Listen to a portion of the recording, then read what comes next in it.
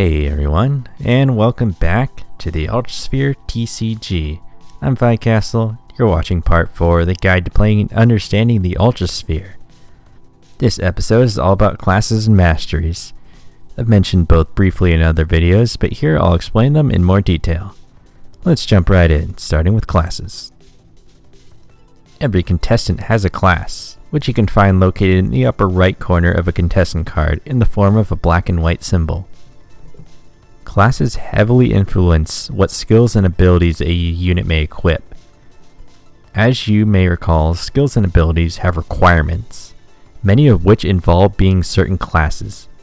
There are 11 classes in total, and here they are: Warrior, Brawler, Lancer, Blade Master, Assassin, Tank, Duelist, Marksman, Ranger, Mage, and Support.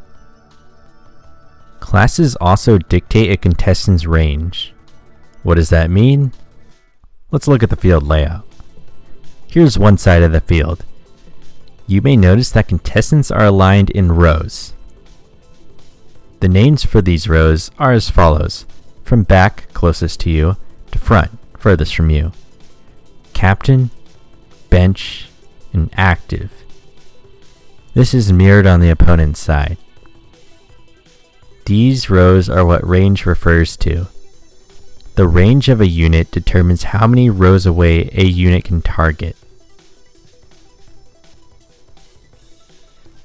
Warriors, Brawlers, Lancers, Blade Masters, Assassins, and Tanks all have a range of 1, which I often refer to as melee units.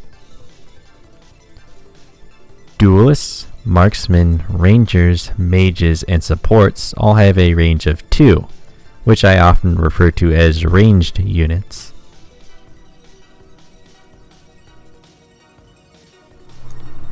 Alright, I'm here in Untapped to give you a quick demonstration of range.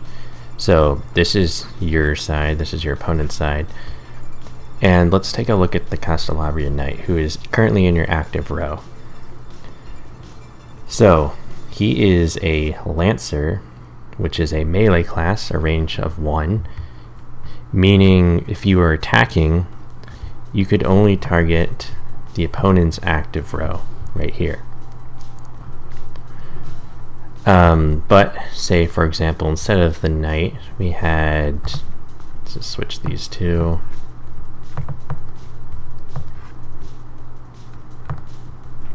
Yeah, okay. So, Yvette here is a support, which has a range of 2.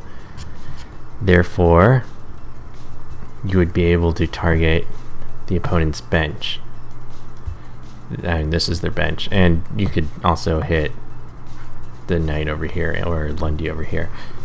They're just super spread out because there needs to be room for skills and abilities. Okay, and you can also attack from your bench as well, so if you have the range to do it. So Vera here, for example, has 2 range. She's a ranger. She can hit the opponent's active unit like that. Okay, that's it for the quick demonstration. Back to the normal video. Before we move on from classes, there are 2 classes that require special attention. First, Assassins. If your active unit is an assassin, then you may target ranged enemies on the opponent's bench. Any attack used like this is still considered a melee attack. And the second special class is the Duelist. At the beginning of your turn, you can change the range of any and all duelists on your team between melee and ranged. You can only do this at the very beginning of your turn, and the change remains for the rest of your turn and through the opponent's turn. You may change it again at the beginning of your next turn. All duelists are ranged by default. However, if you want to keep them safe from assassins, it might be a good idea to switch to melee. I will go over class and range and such again when we talk about targeting in more detail, because they go together. Alright, now on to masteries. Masteries are essentially just attributes, or what you normally might call elements. There are a total of 16 masteries. They are fire, water, ice, clay, metal, sand, wild, wind, plasma, poison, light, darkness, corporal, whimsical, celestial, and cyber. Every mastery has a web of weaknesses and resistances. Units take double damage from masteries they're weak to, and take half damage from masteries they resist.